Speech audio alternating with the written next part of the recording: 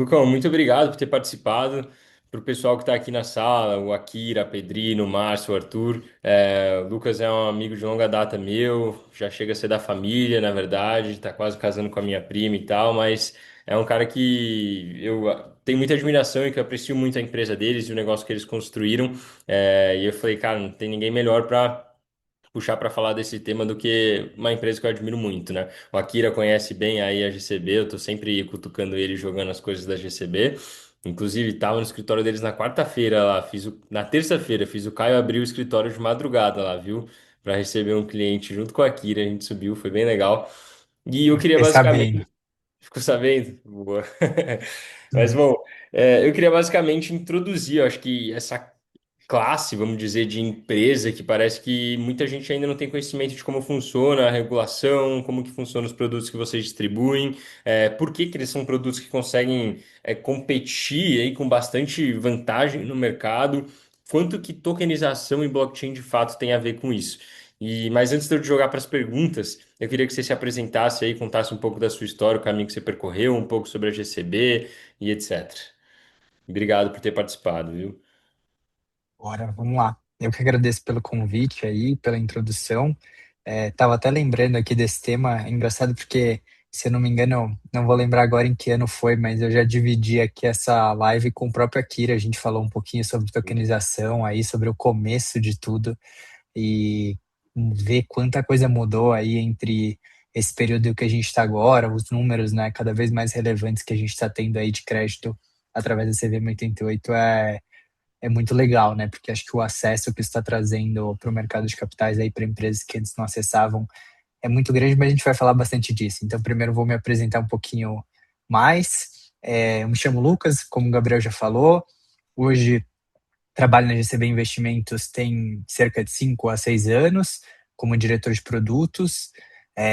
Lá dentro da GCB a gente basicamente origina, estrutura e distribui crédito, e sempre com uma proposta de fazer isso num hall de empresas que a gente consiga, obviamente, encontrar uma taxa que tenha uma boa relação de risco-retorno, né? Então a gente procura aí, a grande parte da nossa tese é trazer acesso ao mercado de capitais para empresas médias, empresas pequenas para médias, que vão, obviamente, pagar um prêmio maior para a gente do que as empresas grandes, que a gente vê aí é, sendo distribuídas em CRIs, CRAs, debêntures, por exemplo, na XP, no BTG, ou várias outras plataformas. Então a gente tenta aí como estratégia acessar um tier de taxa, uma taxa um pouco mais alta, mas obviamente sem abrir mão da segurança. Então todas as operações que a gente faz, a gente estrutura com uma boa composição de garantia ou de uma forma que a gente consiga trazer a segurança, mas ganhar um pouquinho de taxa, justamente por estar trazendo um acesso ao mercado de capitais que essas empresas acabavam não tendo, então ela caía num banco, talvez caía direto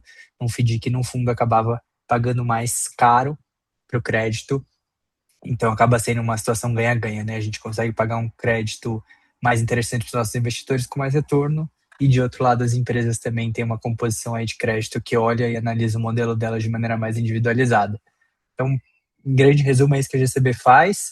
Acho que ao longo do tempo aí várias teses foram surgindo e hoje são bastante fortes na nossa realidade, né? Ativos judiciais, então créditos judiciais é uma coisa que a gente faz bastante, imobiliário, agronegócio, infraestrutura, vários tipos de operações estruturadas. O meu papel hoje ali dentro é fazer a interface, principalmente dessas operações que a gente origina, com o investidor final da ponta, que majoritariamente é um investidor pessoa física, né? Embora a gente tenha um rol até que senso institucional também, nosso foco tem sido bastante no pessoa física que vai acessar isso como alternativa de investimento. Então, eu cuido um pouquinho aí dessa relação. Fora da GCB, sempre me relacionei bastante com o esporte, né? Então, vocês têm alguém aí do triatlon, estão me aventurando nisso agora, tem mais ou menos um ano, estou gostando bastante, mas de vida cheguei a jogar tênis profissional, sempre fui bastante aí do esporte antes de entrar no mercado financeiro. Legal, boa. E, Lucão, antes a primeira pergunta de tudo que eu queria trazer para entender como que se encaixa nesse contexto todo a blockchain e a tokenização. Então, hoje, no meio do caminho de tudo que vocês possuem aí de braço e de produtos da empresa, em que momento que de fato a blockchain e a tokenização entra? Porque eu acho que a ideia aqui é sempre inspirar o uso de tokenização em blockchain para as outras empresas. Então é legal sempre saber como vocês usam. Boa, vamos lá. Acho que para responder isso com mais contexto para todo mundo aqui, eu preciso falar um pouco até o porquê ela entra, né? Então, quando a GCB foi fundada e criada, a gente começou a fazer esse tipo de distribuição, a gente falava bastante com a CVM, fez algumas consultas, mas existia um entendimento que as nossas operações não deveriam ali, não eram sobre a responsabilidade da CVM, né? Então, não fazia sentido a CVM nos regular, que para a gente não era uma coisa que a gente gostava, porque assim, fazia muito mais sentido a gente ter ali tanto uma segurança regulatória quanto uma proximidade com o regulador, que foi algo que a gente sempre acreditou, e obviamente para os nossos investidores também. Então, depois de muito falar com a CVM, a gente conseguiu ir enquadrando cada vez mais as coisas. Porém, como eu estava explicando ali no começo, a gente busca dar acesso para empresas menores no mercado de capitais. E até então, os ritos tradicionais que a CVM tinha para você fazer ofertas através ali das regras dela, acabavam sendo ritos bastante caros, que realmente iam comer praticamente toda a taxa da operação, pensando numa operação maior, né? Porque pensa que o custo fixo numa operação, sei lá, de 5 milhões de reais, vai ficar muito grande. Só fazia sentido uma operação de 100, 200, 300, 500 milhões de reais. E aí você está falando de uma parcela muito pequena que acessava o mercado de capitais através disso. Então a gente começou a trazer a luz para a CVM, que na verdade a gente tinha uma grande parcela de empresas que poderiam ter um crédito mais vantajoso e os investidores também poderiam aproveitar disso, só que a gente precisava de um modelo que fosse adequado para fazer esse tipo de distribuição. E adequado é principalmente tivesse ainda todos os contornos de segurança, mas fosse menos pesado com relação aos encargos e toda a burocracia de se fazer uma oferta, por exemplo, hoje pela CVM 160 ou qualquer outro mecanismo que não a CVM 88. Então, na época, depois de falar bastante com o mercado, eu acho que a gente viveu muito isso entre 2023 e 2024, tiveram alguns ofícios circulares da CVM. De fato, a CVM apontou para a gente a opção da CVM 88, que até então ela era usada mais para aquelas plataformas de equity crowdfunding, né? Equity, para quem não sabe, é quando uma empresa que não faz sentido ainda fazer um IPO ou está na bolsa de valores, coloca ali para distribuir através de alguma plataforma parte ali das suas ações para levantar um dinheiro e dar participação para as pessoas que querem comprar. E a CVM apontou um caminho para você fazer isso não só para o equity, para empresas que estavam buscando ali captar e dar parte das suas ações, mas também para a dívida, que é algo que sempre movimentou bastante aqui o Brasil, né? Então esse mercado de dívida, o mercado de crédito é um dos maiores aqui dentro do mercado financeiro, um dos mais pungentes aí. E foi basicamente assim que a gente transigiu para a CVM 88. Só que aí, para conectar com a pergunta do Gabriel, onde entra a blockchain, onde entra a tokenização nisso? Grande parte da preocupação da CVM eu preciso, mesmo que seja em escala, né, nesse caso aqui que eu estou falando, ter um bom controle do que está sendo ofertado, de como está sendo ofertado, um controle que, quase que de maneira obrigatória, não pode mudar, não pode ficar a cargo da empresa, por exemplo, alterar alguma coisa no passado. É quase como se a Uhum. CVM precisasse de um livro histórico bastante fidedigno e robusto para que ela possa acompanhar todas essas transações e com isso ela faz um bom trabalho de fiscalização, principalmente visando proteger o investidor, que é sempre o maior foco dela. E acho que muita gente não sabe, mas a CVM aqui no Brasil, acho que ela tem um papel super pró-inovação, né? Então, o momento todo, ela nunca foi contra ou tentar burocratizar, pelo contrário, ela sempre teve uma escuta bastante ativa ali com todas as empresas, mas ela tem um corpo de funcionários que não é tão extenso, não é tão grande. Então, se a gente compara, por exemplo, com o equivalente nos Estados Unidos, que é a SEC, você tem aí cerca de 5, 6 vezes o número de funcionários, o orçamento nem se fala, é muito maior. Isso possibilita, obviamente, que você tenha mais frentes desenvolvendo regulações e inovações para acompanhar o mercado. Mas eu acho que com o tamanho que a CVM tem, às vezes eu até penso que ela faz uns certos milagres, porque ela acompanha bastante o nosso ritmo de inovação. E a blockchain, a tokenização, se inseriu exatamente nesse contexto. Então, ela trouxe uma transparência para que tudo que a gente estivesse ali colocando à disposição dos investidores e efetivamente transacionando com eles, ficasse registrado de maneira clara, super clara e auditável, de modo que eles pudessem a qualquer tempo entrar, acompanhar, e além disso, ser uma forma imutável de fazer todo esse processo. Isso é uma das coisas.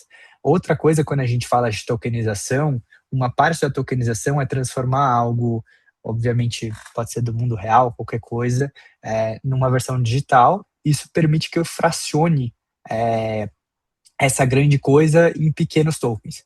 Isso é muito interessante, porque do mesmo jeito que eu estava falando de trazer acesso para aquela empresa que antes nós estava no mercado de capitais, eu também consigo trazer acesso para aquele investidor que eventualmente não era um investidor institucional para ter um valor significativo e entrar numa oferta que às vezes até já estava disponível em private dos bancos, mas praticamente para investidores institucionais ou grandes fortunas, e trazer uma parcela daquilo que ele poderia comprar, né? Então vou dar o exemplo de um dos ativos que a gente tem, que são os precatórios. Precatórios são ali processos que já foram ganhos contra o governo de qualquer escala, né? Pode ser federal, municipal ou estadual, e via de regra está falando aí de pelo menos 60 salários mínimos. Isso para um investimento, né? Então, quem do Brasil pode investir 600 salários mínimos em um investimento específico, bastante específico, que deveria ser uma parcela ali da carteira deles? Já são poucas pessoas. Agora, se eu posso trazer uma fração desse título, eu posso oferecer investimentos a partir de R$ 10.000, a partir de R$ 1.000, depende, obviamente, da estratégia da plataforma. Então, resumindo, acho que são essas duas principais aplicabilidades que a gente tem no nosso dia a dia: transparência, imutabilidade, um livro de recorde 100% transparente e esse fracionamento em pequenas partes que traz acessibilidade para o investidor. Legal, perfeito, muito bacana. Fala, Marcião. Eu queria te perguntar o seguinte, Lucas, aí voltando um pouquinho antes da questão do blockchain. É, pelo que eu entendi, você está falando o seguinte: eu não sou um FDIC, na verdade, e que a CVM se apoiou na tese do crowdfunding para que você pudesse, ao invés de fazer, colocar a minha empresa lá para equity, que é tradicional do crowdfunding. Não, mas na verdade não. Eu tenho um ativo aqui, sei lá, tenho lotes para vender, um loteamento. E aí você consegue fazer captação baseada em crowdfunding. É isso? É muito próximo disso, de fato. A CVM 88 existia para equity, como você bem falou, e aí eles flexibilizaram, na verdade, só apontaram um caminho para isso ser feito para dívida. Talvez a gente fale mais para frente, mas assim, hoje, inclusive, como o grande uso da CVM 88 está sendo para dívida e ela foi pensada para equity, existem até algumas alterações que a própria CVM, falando com o mercado, está estudando, fazendo uma consulta pública. Eu acho que alguns aqui podem já ter ouvido falar no Fácil, que também é uma forma de aumentar um pouco dos limites, porque de fato existem algumas restrições na CVM 88, uma vez que ela dispensa alguns dos registros ali que outras ofertas da CVM não dispensam. Mas respondendo a sua pergunta diretamente, sim, houve ali uma via que não só a GCB, como outros players do mercado também que estavam numa situação parecida, pudessem usar a CVM 88 para dívida. E aí dívida, como você falou, pode ser um loteamento que eu quero transformar no investimento, pode ser como a gente faz muito aqui, né? Eu quero estruturar um CRI, por exemplo, de uma incorporadora que está finalizando uma obra, eu vou Uhum. entrar com um recurso, ela vai me pagar com juros no futuro, eu estruturo esse CRI, registro ele com muito menos carga financeira, e com isso, obviamente, eu consigo dar acesso, fazer uma operação, por exemplo, de 5, 10 milhões aqui, que era praticamente inimaginável, e eu conecto isso com os meus investidores na ponta que querem comprar com bastante tranquilidade. Respondido, perfeito. Legal, Lucas, perfeito. O que hoje uma CVM 88 pode fazer e o que ela não pode fazer para botar uns limites assim? Porque, ao que eu entendo, em algum momento vai ter que haver uma regulação específica para o mercado de vocês, né? Para realmente essa dívida tokenizada, com lastro em blockchain. E antes até de eu ir para essa pergunta, como funciona esse negócio da própria CVM acompanhar a blockchain? Eles já têm essa capacidade tecnológica, eles aceitam isso como um documento, você manda o bloco para ele, ele acessa e ele consegue visualizar. Como funciona isso? É, só começando por essa última parte da pergunta, a forma que a CVM fiscaliza, é, obviamente a gente vai ter que falar e ter 100% ali a resposta deles, porque eu acho que é variável. Eles obviamente atuam sobre denúncias ou às vezes fazem fiscalizações ali aleatórias dentro dos players que estão trabalhando com eles, mas obviamente que todas as nossas transações elas estão ali registradas, cada uma delas tem o seu próprio link, e quando a gente pensa num ativo, você tem um contrato inteligente que quase que como se fosse um guarda-chuva, né? Então aquele contrato ele é a mãe e ele define a regra de tudo que está embaixo dele, e você tem vários links hashes, né? Que é o nome mais comum dentro do meio da blockchain, que são as transações que estão acontecendo dentro desse contrato. E obviamente que essas transações estão seguindo na vírgula, isso não pode ser alterado, as regras que esse contrato tem ali para existir. Então, essa é basicamente a infraestrutura que está por trás. A CVM tem acesso a tudo isso porque é público, ela pode, obviamente, também, com todas essas empresas que fazem ofertas através da CVM 88 ou de qualquer outro mecanismo da CVM, solicitar mais informações e fazer esse acompanhamento. O grande ponto é que, a partir do momento que eu tenho isso através de uma CVM 88 e isso na blockchain, isso fica lá como um registro imutável, e se ela quer fazer, por exemplo, algum tipo de pesquisa, no futuro ela pode voltar e ter certeza que aquele dado ali é bastante fidedigno e não foi mudado pela empresa ou por qualquer outra parte no processo.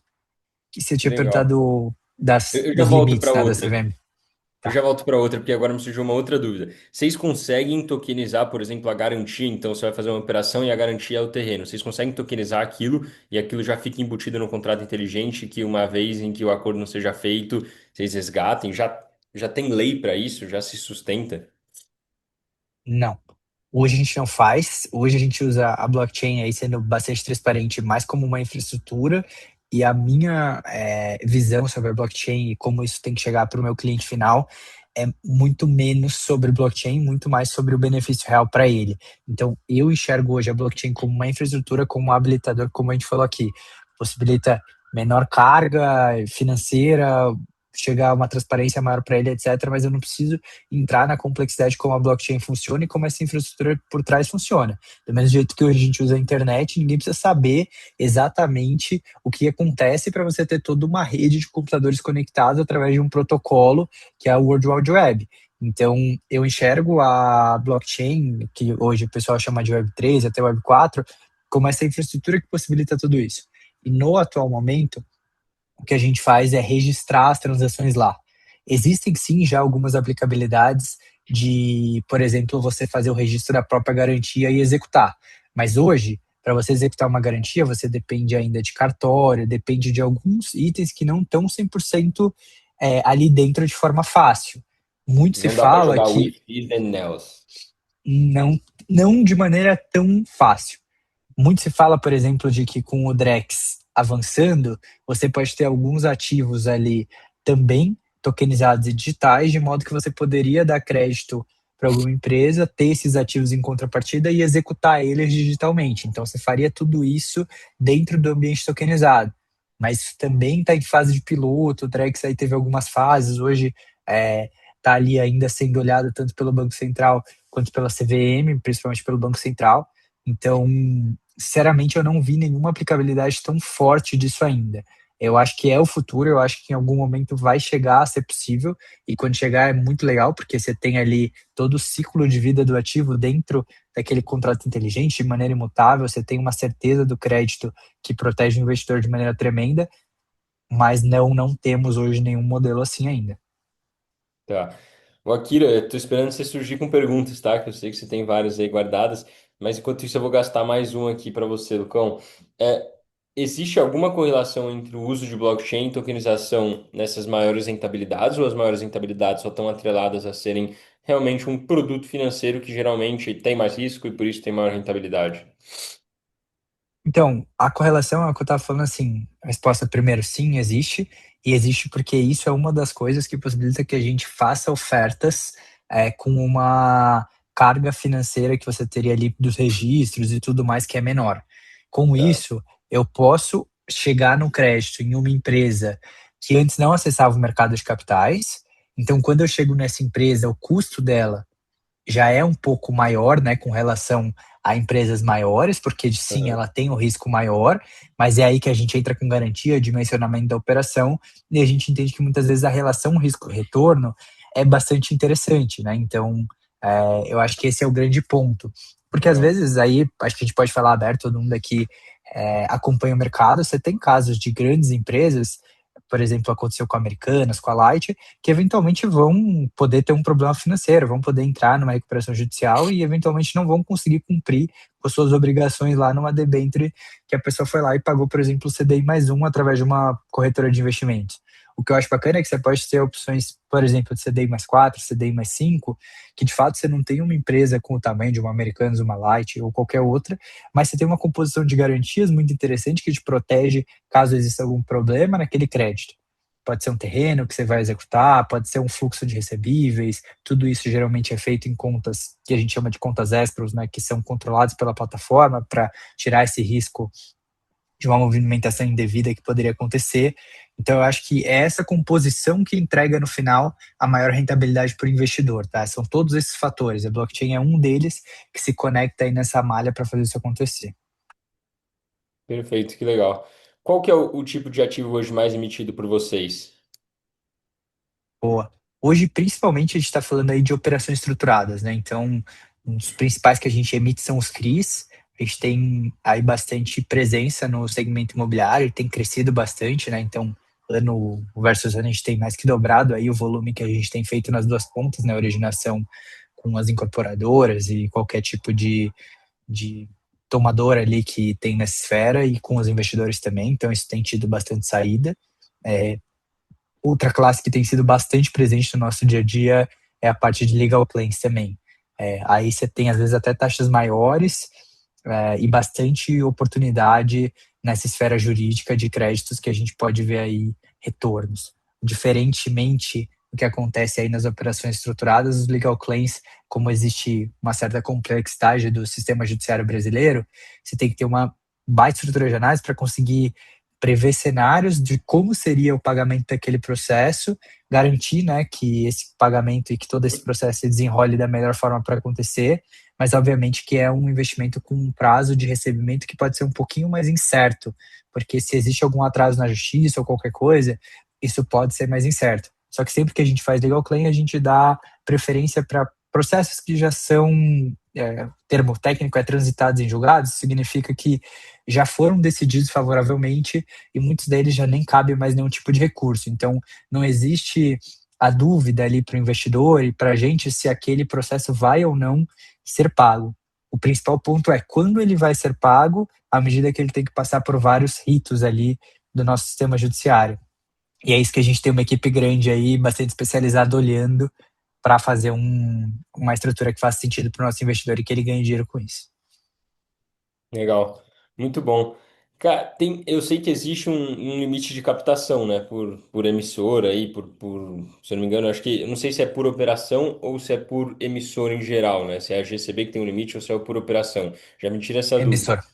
É por emissor? Boa. Emissor, E, mas a GCB não é o emissor nesse caso, né? Pensa que o limite ele está através da empresa que está buscando esse crédito. Então, a GCB, nesse caso, ela é a plataforma que está intermediando essa transação através do CVM 88. Se eu tenho uma empresa, por exemplo, a gente fez um CRI aqui da Housee.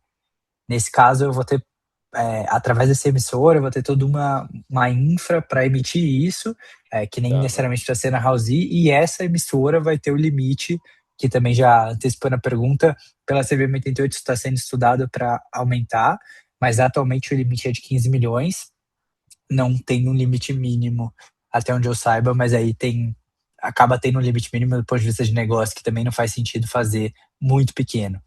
Mas a gente já fez, por exemplo, emissões de 500 mil, de 1 milhão, então já é muito mais acessível do que costumava ser. Eu diria que está nesse range. Hoje a gente fica mais próximo ali de emissões entre 5, 10 e os próprios 15 milhões. E tem algum, isso é ruim para vocês, essa trava hoje? Você já tem a necessidade de subir? Sim, o BI é uma coisa, obviamente, que vai ajudar. A gente também, ali nesse momento de bastante diálogo com a CVM, viu um caminho que é usar o mecanismo de patrimônios de afetação para tratar desse tema. Então, aqui, talvez a gente entre numa seara um pouquinho mais técnica, mas o patrimônio de afetação, ele é um mecanismo que você consegue constituir para isolar cada um desses investimentos dentro de um patrimônio separado. Isso significa que você não tem ali, eu investi na GCB no projeto da Housee, o Gabriel investiu na GCB no precatório.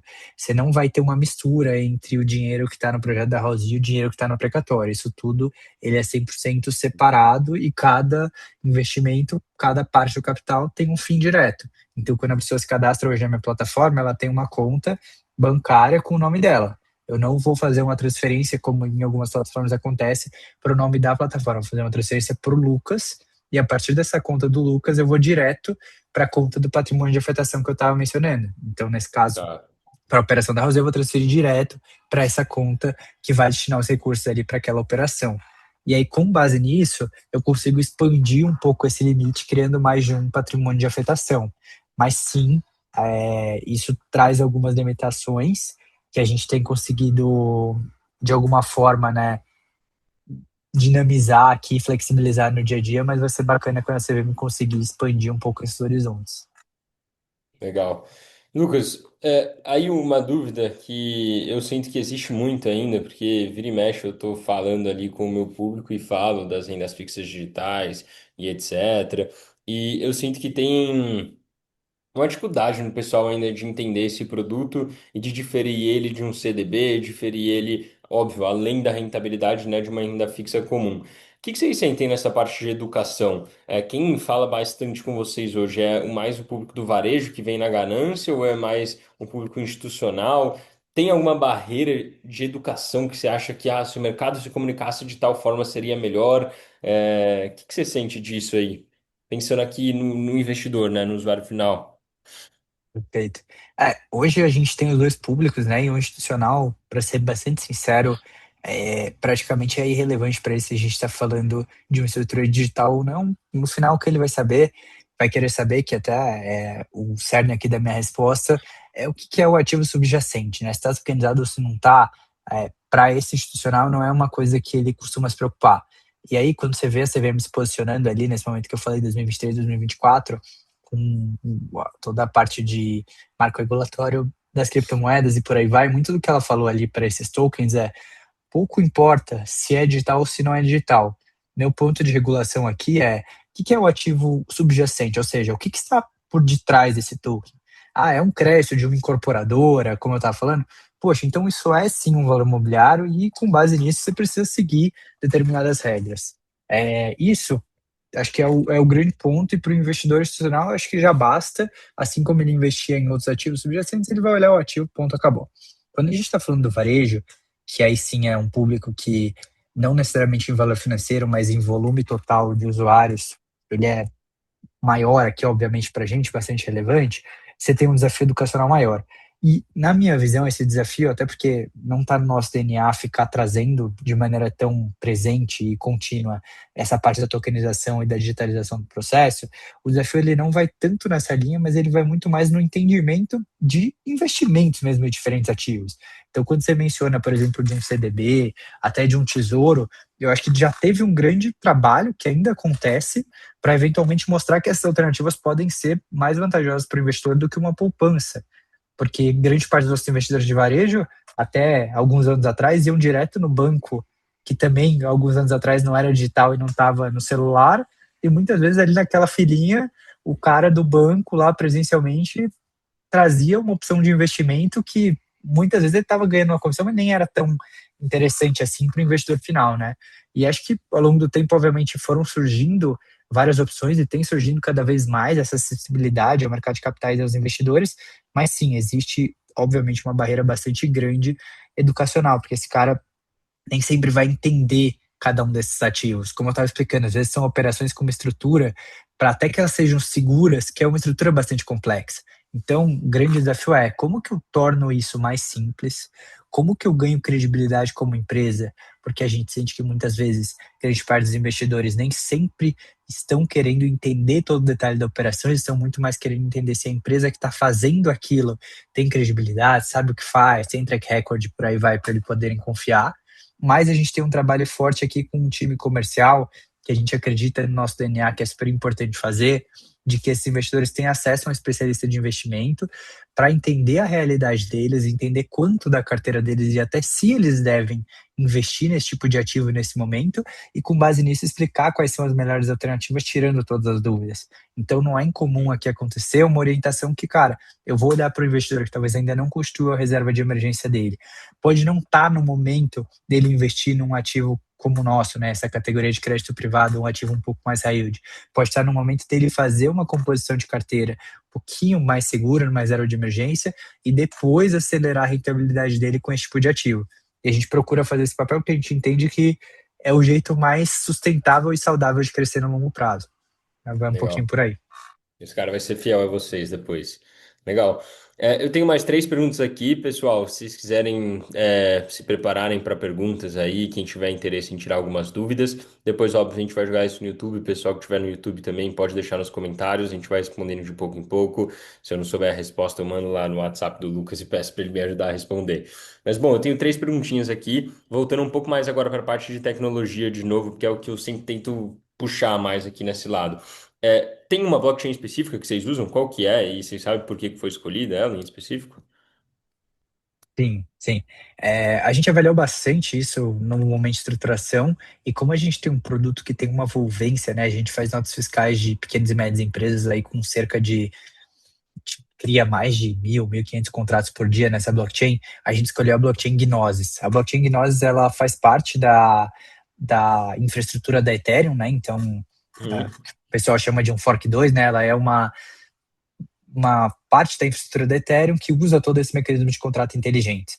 Ela é uma rede com um preço ali do token bastante estável, isso significa que também a gente não tem aí grandes surpresas com preço para fazer as transações, isso também possibilita que a gente não precise repassar isso para os investidores e consiga passar quase toda a rentabilidade aqui para ele dessa operação. E mais do que isso também, essas transações que a gente faz lá, todo esse custo, ele é bastante acessível. Uma alternativa que a gente analisou bastante, mas hoje em dia a gente não vê necessidade de mudar, é a própria Matic, que é outra alternativa ali dentro desse ecossistema da Ethereum. A Ethereum em si, fazer dentro dela geraria um custo maior para a gente. Para algumas operações maiores até daria para fazer, mas para as operações que a gente faz de nota fiscal, que às vezes eu estou falando de notas fiscais de R$ 1.000, de R$ 1.500, não faz sentido, porque o preço que eu pagaria de gas, de transação na tecnologia, já acabaria inviabilizando ali a minha infraestrutura. Justo. Legal, muito bacana. Eu não me lembro o que foi, mas eu me lembro que alguma empresa utilizava Gnose, se eu não me engano, e inclusive dava cashback nas criptomoedas da própria Gnose, se eu não me engano. Legal. É brasileira? Vocês têm algum contato lá dentro? É assim, vocês foram A pelos gente fóruns? tem A gente tem contato, sim, então, mas é um contato basicamente de da gente ter ficado razoavelmente relevante ali dentro no dia a dia, então não foi um contato que veio antes, a gente escolheu, a gente pesquisou, realmente viu as alternativas disponíveis e chegamos nela. Não é brasileira, agora eu não lembro exatamente de qual nacionalidade é. Não precisa tirar Vou essa estar dúvida. pesquisando aqui. Tá tranquilo, fiquei curioso só, porque é uma escolha Ah, não popular, vamos dizer, né? É raro de se ver sim, alguém falar dela. é bem raro mesmo. Estou pesquisando ó, Bacana. principais referências do Brasil no mundo. Talvez. Bom, depois eu fico de dar essa resposta aí de qual país é. Mas não, eu acho que Fechado. não é brasileira, não. O José mandou no chat aqui. Qual é o produto core da GCB e qual a rentabilidade média das operações? Ele chegou um pouquinho depois na live, eu acho que vale você dar uma repassada. Claro, vamos lá. Produto core da GCB hoje são as operações estruturadas, então, principalmente aqui eu destaco dois tipos de operações estruturadas do ramo imobiliário, que são os CRIs, né, Certificados Recebíveis Imobiliários. A gente está falando de uma rentabilidade média aí de CDI mais 6, CDI mais 5, CDI mais 6, a depender da operação. Tem, obviamente, operações de IPCA também, então, aí provavelmente a gente vai estar falando de IPCA mais 11, IPCA mais 12. É, e a gente tem uma parte de ativos judiciais, que a gente chama aqui dentro de causas judiciais, também conhecida aí no mercado como legal claims. Essas operações têm um pouco mais de rentabilidade, então a gente vê aí uma taxa média entre 22% e 25% ao ano, que obviamente é calculada num período ali do processo ser pago. A gente faz cálculos bastante conservadores para trazer uma rentabilidade fidedigna para o investidor e consegue, na maioria dos casos, cumprir isso.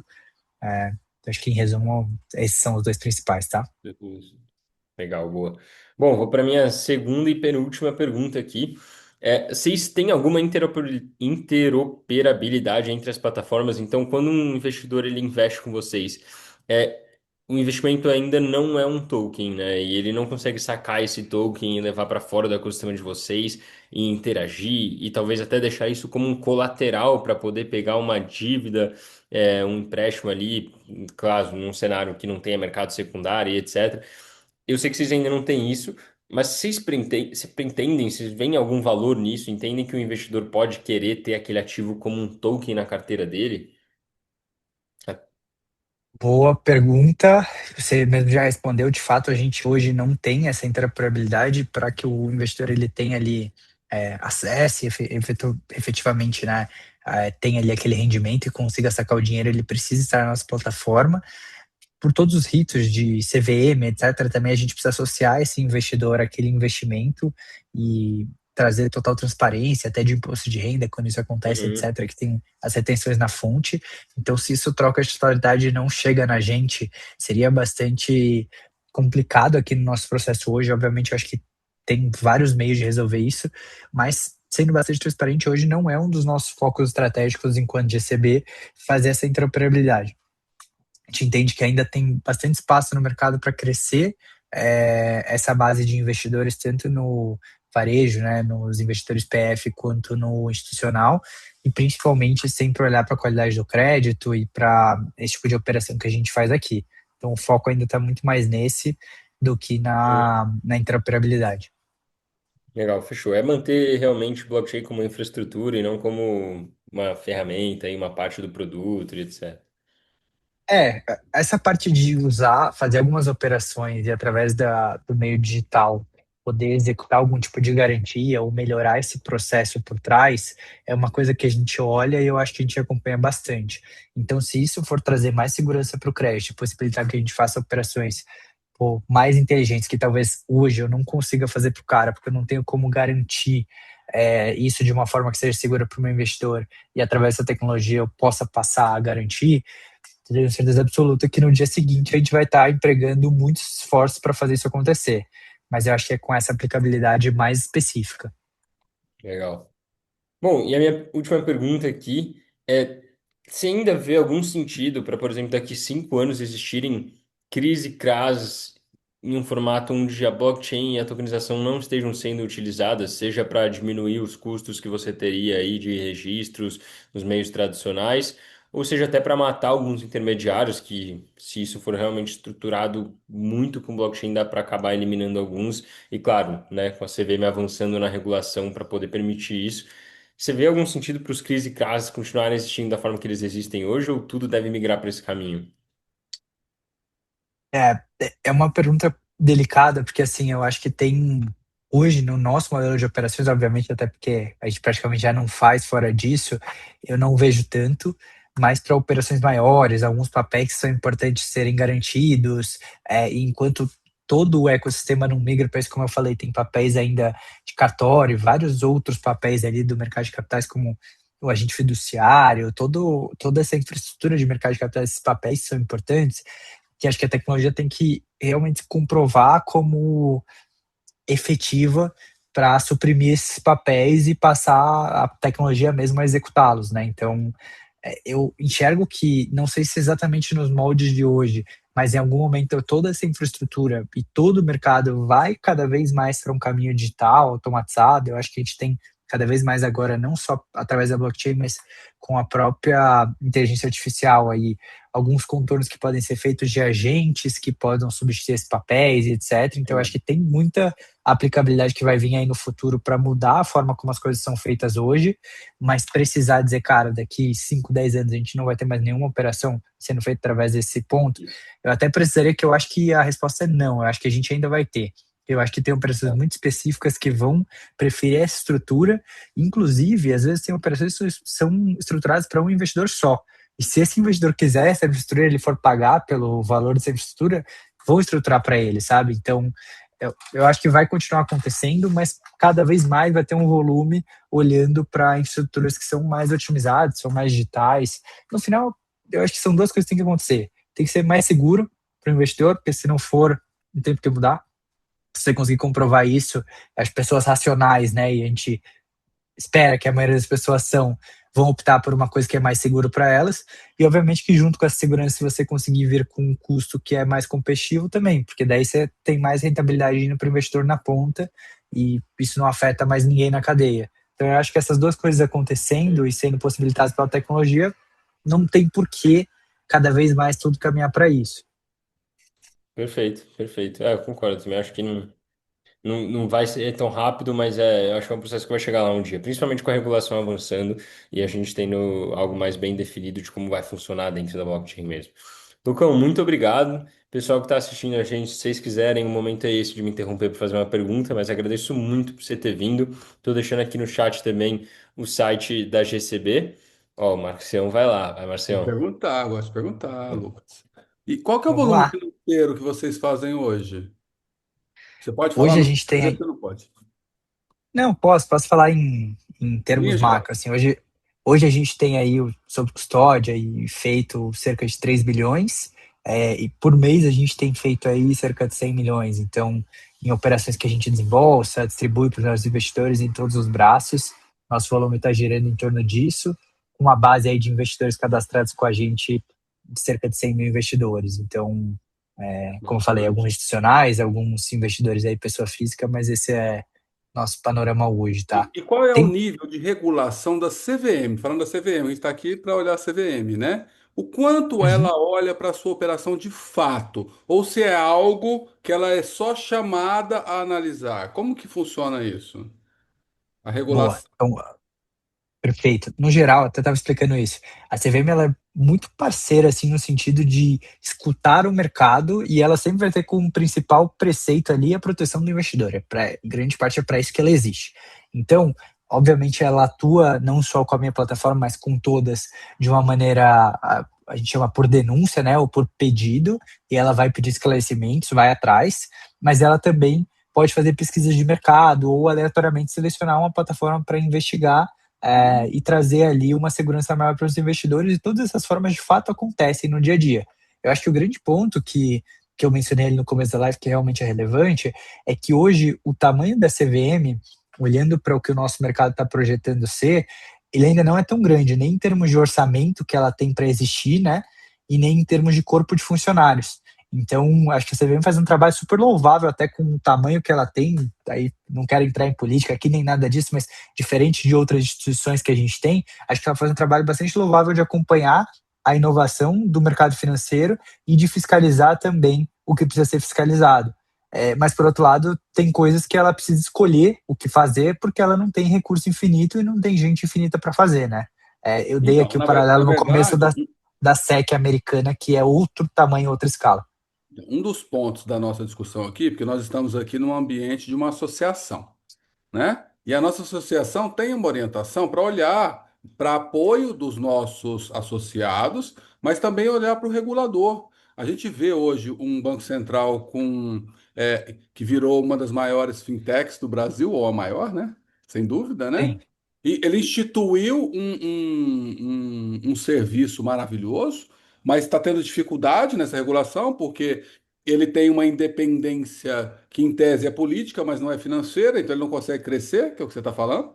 E eu acho que a perfeito. CVM, a CVM eu tenho menos conhecimento, mas te ouvindo, parece ser similar nesse sentido, né? E nós vimos, e a gente, no Brasil, a gente vê casos que inventam um negócio, atropelam o investidor e aí o caos está instalado, né? A gente viu isso nós vimos isso estamos vendo, né? Em alta escala numa instituição que era super regulada, né? Banco, e vimos isso numa menor escala numa Perfeito. instituição que nem era regulada e que tinha um faturamento maior do que o seu, do que você acabou de falar Sim, aqui, né? Então, sim, é muito para o nosso associado entender o que está acontecendo, né?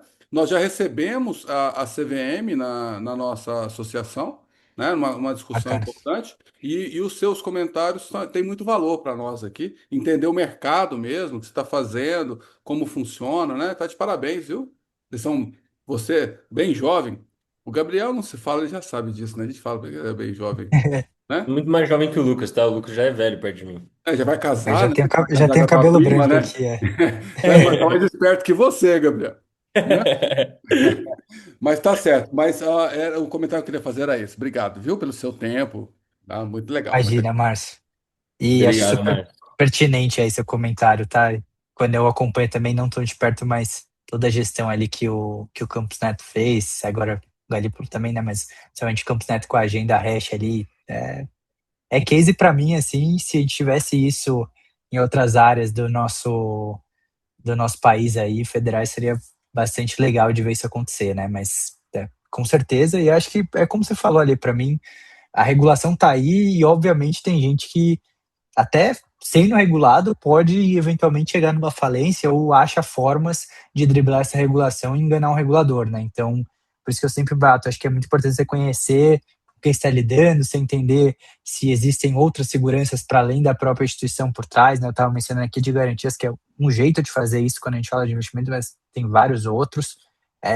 Acho que é isso, acho que quanto mais profundidade é possível ter, melhor, mas às vezes os investidores não têm esse conhecimento, né? Então eles acabam tendo que confiar na instituição mesmo.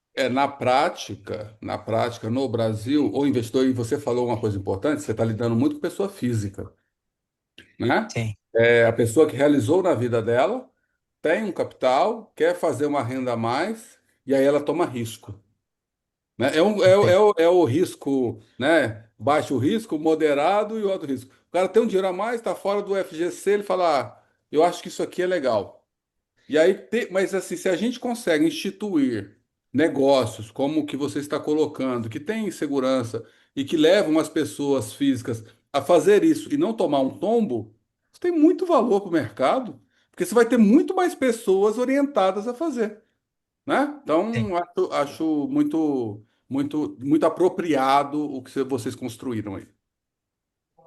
Legal. A gente até costuma falar aqui que tem muita empresa de investimento que foge, né, de falar de risco. E a gente não foge, não. A gente acha que o risco ele é inerente ao investimento e o que é importante é ser inteligente na forma de estruturar e de tomar risco, né? Porque o risco está lá. Então você tem que analisar se a relação risco-retorno é boa para você e se a forma de mitigar esse risco e de gerenciar ele também é boa. Acho que é melhor essa transparência, o investidor entende onde ele está entrando e se a taxa faz sentido para ele do que eu falar para ele que é sem risco, porque nada mesmo é sem risco, e aí ele fica com uma impressão errada, né? Então acho que esse a gente Pagar cento e acredita que esse quarenta é o por caminho. cento pagar 140% do CDI tem risco. Agora, Tem, com se certeza. se a tua empresa consegue de fato controlar isso e é idônea com o cliente, é algo maravilhoso. Agora, o outro que paga 150, 160 e fala, vem aqui porque daqui a pouco a bomba vai estourar, aí é difícil.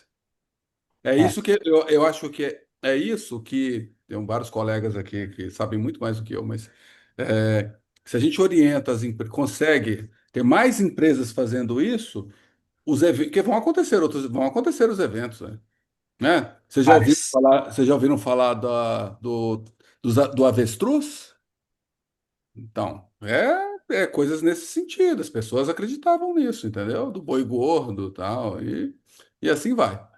Mas tá bom. Obrigado por deixar Perfeito. vocês falarem. Falo muito. Obrigado, Marcião. A Valeu. seleção natural vai fazer isso acontecer de pouco em pouco. Agora as pessoas já duvidam do CDI 140 e aí vão pesquisar mais a fundo e filtrar bem as empresas, tudo. Então, de pouco em pouco a seleção natural vai acontecendo. Lucão, antes da gente finalizar, só uma pergunta que o Juarez jogou. Financiamento de caminhões, como está a possibilidade de tokenização? Você consegue responder algo nesse sentido? O que que você pensa na sua operação aí? Por exemplo, vocês já pegaram alguma empresa de caminhão que precisava emitir crédito? Cara, assim, a gente nunca pegou esse caso específico do que eu entendo de financiamento de caminhões, por exemplo, a gente pode estar falando de uma grande transportadora ou de uma transportadora média que está buscando recursos para financiar essa frota. Isso é totalmente passível de ser estruturado uma operação, né? Nesse caso, não cairia nem em CRI nem em CRA, né? Que são as isentas ali para a pessoa física, mas é super passível de ser estruturada uma operação. O que a gente faz para esse exemplo, para todos, é analisar de maneira super individualizada para entender.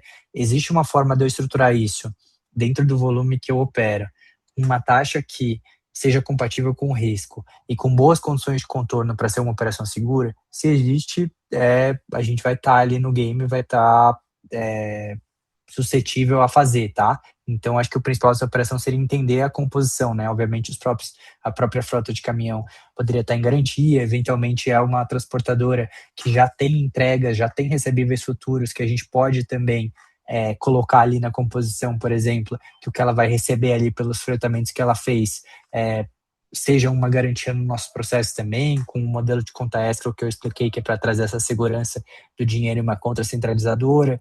Então, acho que tem formas de fazer, com certeza. A gente gosta de olhar a operação individualizada e se tiver potencial, por que não? Perfeito. Pedrina, quer falar conosco? Oi, Lucas. Boa noite. Você está me ouvindo? Tô Sim. sim. Ah, ok. Inicialmente, parabéns pelo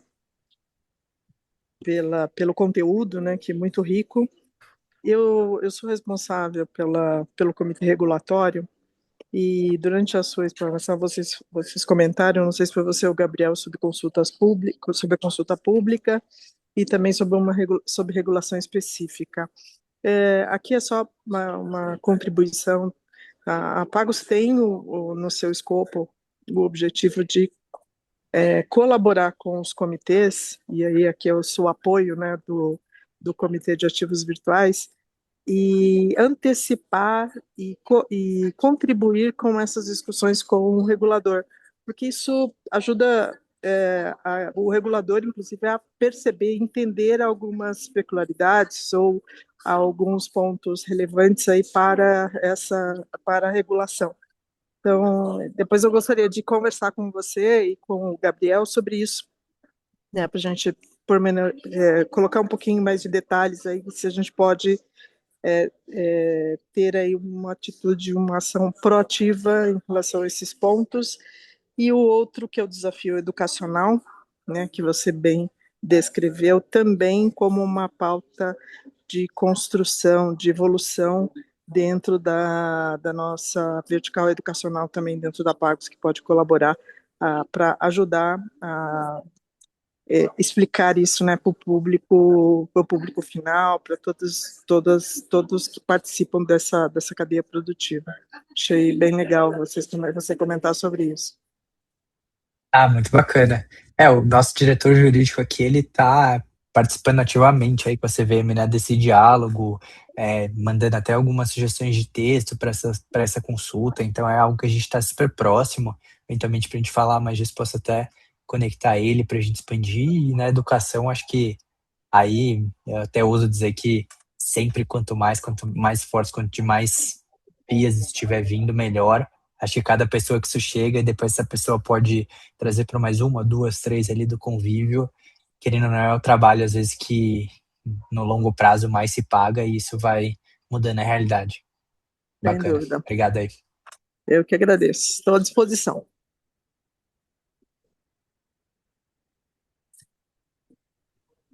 Opa, tava no mudo, desculpa. Obrigado, Pedrina. Obrigado então, pessoal. O Juarez pode me ligar depois. E Lucas, muito obrigado por ter vindo. Novamente vou mandar aqui no chat então o seu LinkedIn e também o site da GCB, a quem tiver interesse aqui e quiser visitar as páginas. Muito obrigado por vocês terem vindo também, especialmente para você, Lucas, pelo seu tempo aí. Já já a gente solta no YouTube, tira uns cortes e a gente vai divulgando por aí. Que é isso, no fim do dia a ideia é tentar disseminar o máximo de informação possível para o pessoal. Mas muito obrigado mesmo, viu? Boa. Um abraço aí para todo mundo. Espero ter contribuído um pouquinho mais nesse conhecimento, nesse dia a dia aí de vocês, talvez aberto a cabeça para alguma aplicabilidade. E fiquem à vontade para entrar em contato comigo, seja para conhecer mais da GCB, seja para falar sobre o tema, seja ter alguma operação que gostaria aí de crédito colocar que a gente analisasse. Então acho que estamos abertos aí para construir esse mercado que tem bastante crescimento para frente aí para colher. Legal. Obrigado, Lucas. Obrigado, pessoal. Tchau, tchau. Obrigado, boa noite. Tchau, tchau. Boa Boa noite. noite.